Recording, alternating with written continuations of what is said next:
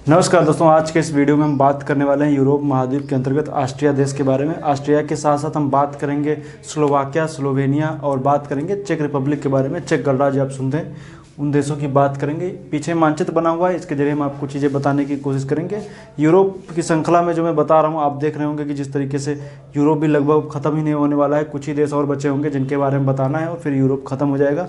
फिर यूरोप की प्रमुख नदियों के बारे में चर्चा कर देंगे और जब हम देखेंगे तो भूमध्य सागर के ऊपर एक स्पेशल वीडियो बना दी जाएगी, ताकि आपको जो भी वहाँ के प्रमुख उसमें सागर हैं, जल संधियाँ हैं, ताकि आपको सब चीज़ें क्लियर हो जाए। उसकी लवणता पर भी हम चर्चा करेंगे। तो आइए देखते हैं, बात करते हैं यूरोप महाद्वीप के अंतर्गत ऑस्ट्रिया देश के बारे में। क्या है खासियत, आइए देखते हैं। तो ये पीछे मानचित्र बना हुआ है। अब मैं आपसे ये उम्मीद करूंगा कि आप इस मानचित्र को बना लेंगे। इस मानचित्र को बना लेंगे तो आपको अच्छे समझ थोड़ा आसानी हो जाएगी। तो आइए देखते हैं ऑस्ट्रिया। मैंने बताया था कि किसी भी देश को पढ़ने से पहले उसके आसपास की वाटर बॉडी और किस देश से सीमा बनाता है वो आप देख लीजिए। कभी कदार परीक्षाओं में ऐसे प्रश्न आ जाते हैं कि स्लोवाकिया, स्लोवेनिया किससे सीमा बनाता है, किससे नहीं बनाता है, या इटली की किससे सीमा लगती है। कई बार ऐसे प्रश्न देखने को मिल जाते हैं। और आप आगामी में जो भी आप पेपर देने वाले हैं तो मैं बता दूं कि जो कौन कौन सी जगहों पर आपको फोकस करना है। सबसे पहले आप रेड सी के आसपास फोकस कीजिए, और रेड सी के बाद डेड सी पे फोकस कीजिए, और भूमध्य सागर और काला सागर के आसपास फोकस कीजिए कि इन देशों से कौन देश सीमा बना रहा है, कौन नहीं बना रहा है। इनसे प्रश्न आपको मिलेंगे ही मिलेंगे, जरूर मिलेंगे। 100% कोई ना कोई इससे प्रश्न आएगा ही जरूर आएगा, कौन सीमा बना रहा है, कौन नहीं बना रहा है। और ख़ास करके इजराइल, जॉर्डन, फिलिस्तीन और थोड़ा सा इस जगह पर आप थोड़ा सा फोकस कीजिएगा, उससे प्रश्न बन सकता है। आइए देखते हैं, बात करेंगे ऑस्ट्रिया की। ऑस्ट्रिया की बात करेंगे तो यहाँ की जो फेमस नदी है, जिसको हम लोग बोलते हैं क्या है, डेन्यूब है। डेन्यूब नदी, डेन्यूब नदी है। तो डेन्यूब नदी की मैं बता दूं कि जर्मनी के ब्लैक फॉरेस्ट से निकलती है। मैं जर्मनी के वीडियो में आपको बता चुका हूँ। उसके बाद निकलने के बाद में, हालांकि आइए पहले मैं बता दूं कि किससे सीमा लगाता है, फिर हम बात करेंगे डेन्यूब नदी वगैरह की। तो ये ऑस्ट्रिया की बात करेंगे तो किस किस देश से सीमा लगाता है। आसपास की वाटर बॉडी की बात करेंगे तो कोई नहीं है, लैंड लॉक कंट्री है। और किस किस देश से सीमा लगाता है उसमें जब हम देखेंगे तो Italy, Switzerland, Germany, Poland, Ukraine, sorry देखिए, स्विट्जरलैंड, जर्मनी, चेक रिपब्लिक, स्लोवाकिया, और बात करेंगे हंगरी और स्लोवेनिया। इतने देशों से ये सीमा लगाता है, इतने देशों से। इन देशों की आप याद रखें किससे किससे ऑस्ट्रिया की सीमा लगती है। तो ऑस्ट्रिया की और जो हम बात करेंगे, एक यहाँ पर छोटा सा देख लिechtenstein करके पड़ता है, छोटा सा देश है स्विट्जरलैंड और ऑस्ट्रिया की सीमा पर।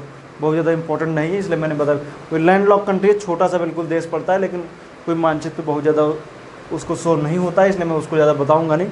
इसलिए आप उसको बहुत ज़्यादा ध्यान देने की ज़रूरत है भी नहीं। लेकिन हाँ, चलिए आप बता रहे हैं तो उसको मैं बता देता हूँ कौन सा देश है। लिechtenstein मैंने बताया ना, वही पड़ता है, यहाँ पर पड़ता है, मैं लिखे दे रहा हूँ। लिechtenstein एक देश पड़ता है। तो ये ऐसा देश है, लैंड लॉक तो है ही लिechtenstein। और दूसरी बात ये भी है कि ये ऐसा लैंड लॉक है जिससे ये आसपास से लैंड लॉक है, वो सब कंट्री भी लैंड लॉक है, मतलब भूमि बाधित है। ये अपना तो लैंड लॉक है ही, मतलब भूमि बाधित है। आसपास के जो कंट्री वो भी भूमि बाधित हैं। तो याद रखिएगा, लिechtenstein करके, बहुत ज़्यादा इंपॉर्टेंट नहीं, स्विट्जरलैंड और ऑस्ट्रिया की सीमा पर है।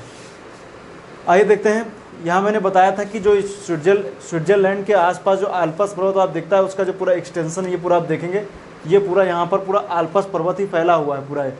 तो इसमें जब हम देखेंगे तो इसमें बहुत सारे यहाँ पर आपको देखने को मिलेंगे कि उसके एक्सटेंशन है या कहीं उनके नाम दिए गए हैं। तो इसमें जब देखेंगे तो यहाँ पर आपको ऊपर की तरफ दिखेगा बावेरियन आल्प्स, जो जर्मनी की सीमा के पास में स्थित है। मैंने बताया था बावेरिया जर्मनी का एक प्रांत है, जो आप जान रहे, जैसे आप BMW पढ़ते तो BMW का full form Bavarian motor work है। तो बावेरियन ही जर्मनी का बावेरिया है।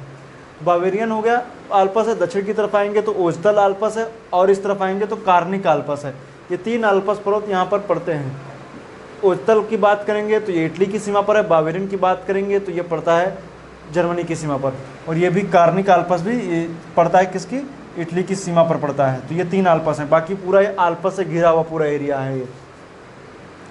और बात करेंगे तो यहाँ पर एक ताउरेन पर्वत है। यहाँ पर कौन सा एक पर्वत है, ताउरेन पर्वत यहाँ पे फेमस है। लेकिन बहुत ज़्यादा आपको दिमाग नहीं लगाना। लेकिन जब परीक्षा में इससे प्रश्न ये पूछा जाता है कि जो आल्प्स पर्वत है किस देश में उसका विस्तार है, तो उसमें ऑस्ट्रिया का नाम उसमें आता है, ये आप याद रखिएगा। और बाकी आइए और देखेंगे तो इसमें यहाँ पे प्रमुख जो है वो यहाँ की प्रमुख नदी है जिसको बोलते हैं डेन्यूब नदी, जो निकलती है जर्मनी की ब्लैक फॉरेस्ट है। ब्लैक फॉरेस्ट से होते हुए ये नदी इंटर करती है कहाँ पर, ये ऑस्ट्रिया में। ऑस्ट्रिया के बाद हम जब देखेंगे तो इसकी राजधानी वियना, जहाँ पर ओपेक का मुख्यालय भी है, तो वियना। तो वियना में इसकी राजधानी जो वियना इसी नदी के किनारे पर स्थित है, इसी नदी के किनारे स्थित है, तो वो भी आप याद रख सकते हैं। आगे ये नदी देख रहे हैं तो ये नदी चली जाती है स्लोवाकिया में, स्लोवाकिया से फिर हंगरी वगैरह चली जाती है। आगे चल करके ये डेन्यूब नदी जो है वो अपना डेल्टा जो ब्लैक सी में वो बनाती है, आप जान ही रहे हैं, मैंने बताया भी है और आगे भी बताएंगे। और यहाँ की बात करेंगे तो और यहाँ पर एक न्यू सिडलर झील यहाँ पर एक पड़ती है, बिल्कुल बॉर्डर लाइन पे देखेंगे जो हंगरी और इसके बॉर्डर पर न्यू सिडलर झील है। इंपॉर्टेंट नहीं है, कोई मतलब नहीं, पहले मैंने बता दिया है आपको, वो याद रखेगा। बाकी अगर जो बात करेंगे चेक रिपब्लिक की, तो चेक रिपब्लिक की बात करेंगे तो इस देश की सीमा जर्मनी से लगती है, पोलैंड से लगती है, स्लोवाकिया से लगती है और ऑस्ट्रिया से लगती है। बीच में ये भी एक तरीके का लैंड लॉक कंट्री है और इसकी राजधानी प्राग है, तो इसको याद रखिएगा प्राग है। इसमें देखेंगे तो एक बोहेमियन फॉरेस्ट है, ये बोहेमियन फॉरेस्ट कोई जंगल ना होकर के जंगल होगा, लेकिन ये मुख्य रूप से एक पर्वत है, ब्लैक फॉरेस्ट जैसे उसी तरीके से ये भी है बोहेमियन फॉरेस्ट। यहाँ पर देखेंगे तो ऊपर दिखेगा ओरे पर्वत। ओरे पर्वत मैंने पिछली वीडियो में आपको बता भी चुका हूँ, ओरे पर्वत। तो यहाँ की दो खासियत है, एक है बोहेमियन फॉरेस्ट और एक ओरे पर्वत। राजधानी क्या है, प्राग है। इसके बाद आएंगे तो स्लोवाकिया है। स्लोवाकिया हाल ही में चर्चा में रहा है, जब भारत की तरफ से जब रेस्क्यू अभियान चलाया जा रहा था यूक्रेन में फंसे लोगों के लिए, तो स्लोवाकिया वगैरह सभी लोग क्या कर रहे थे, वहाँ से निकल कर बाहर आ रहे थे। तो स्लोवाकिया की सीमा क्योंकि यूक्रेन से लगती है, चर्चा में रहा है। आइए देखते हैं इसकी बात करेंगे तो इसमें कारपेंथियन पर्वत यहाँ पर ऊपर के हिस्से में पड़ता है। यहाँ पर इसकी राजधानी जो है वो है ब्रिटिस्लावा, तो ब्रिटिस्लावा नाम से इसकी राजधानी है, इसको याद रखिएगा, जो डेन्यूब नदी के किनारे पर ही पड़ती है। इसके आसपास और देखेंगे तो ये यहाँ पर एक डेन्यूब पहाड़ी भी है, वो इम्पोर्टेंट है। कारपेंथियन पर्वत, डेन्यूब पहाड़ी, राजधानी ब्रिटिस्लावा और जो ये डेन्यूब नदी के किनारे पर ही पड़ता है। देश से सीमा की बात करेंगे तो ऑस्ट्रिया, चेक रिपब्लिक, पोलैंड, यूक्रेन, हंगरी, इतने देशों से ये सीमा बनाता है। सबको आप याद रखिएगा कौन से किसे। देखिए स्लोवाकिया और स्लोवेनिया में आप कंफ्यूज हो सकते हैं, ये दक्षिण में दिख रहा है, ये स्लोवेनिया है, अभी हम उसकी चर्चा करेंगे। आइए बात करते हैं स्लोवेनिया की। स्लोवेनिया ये दक्षिण में पड़ता है, जब आप देखेंगे ऑस्ट्रिया के दक्षिण में आपको दिखेगा, ये आप देख रहे हैं, तो ये चूँकि एक वाटर बॉडी मैंने डॉटेड लाइन से बनाई है, तो इसको आप याद रखिएगा, ये एड्रियाटिक सागर है,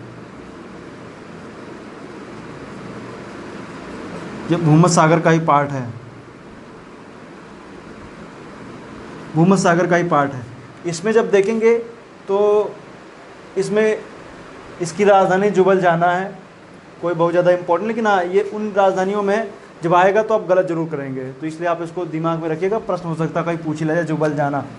अब इसमें और देखेंगे तो यहाँ पर एक जूलियन आल्पस है, मैंने बताया था ना, कार्निक आल्पस, ओस्टल आल्पस, बावेरियन आल्पस, उसी तरीके से यहाँ पे जूलियन आल्पस है। और नीचे की तरफ देखेंगे तो दिनारिक आल्पस दिखेगा, दिनारिक आल्पस, जूलियन आल्पस, जुम्बिराक पर्वत यहीं पर पड़ता है कि जुबिराक पर्वत है, उसको भी आप याद रख सकते हैं। बाकी और कुछ खास इसमें है नहीं। ये लैंड लॉक कंट्री नहीं है। इसकी सीमा की बात करेंगे इटली से, इटली के बाद ऑस्ट्रिया, ऑस्ट्रिया के बाद हंगरी, इतने देशों से, और दक्षिण में देखेंगे तो क्रोएशिया, इतने देशों से ये सीमा लगाता है। इसमें आपको याद क्या रखना है, इसकी राजधानी याद रखना, और इसका देखिएगा ये लैंड लॉक नहीं है, इस जगह पे समुद्र से सीमा लगाता है, तो इसका याद रखिएगा ये कोई लैंड लॉक कंट्री नहीं है। तो ये भी आप अपने दिमाग में रखिएगा कि land lock Slovenia, Slovakia land lock है, स्लोवेनिया लैंड लॉक नहीं, दोनों में कन्फ्यूज हो सकते हैं, इसलिए बहुत अच्छे से ध्यान दीजिएगा, स्लोवाकिया और स्लोवेनिया में कन्फ्यूज मत होइएगा, ताकि आपको समझने में आसानी रहे।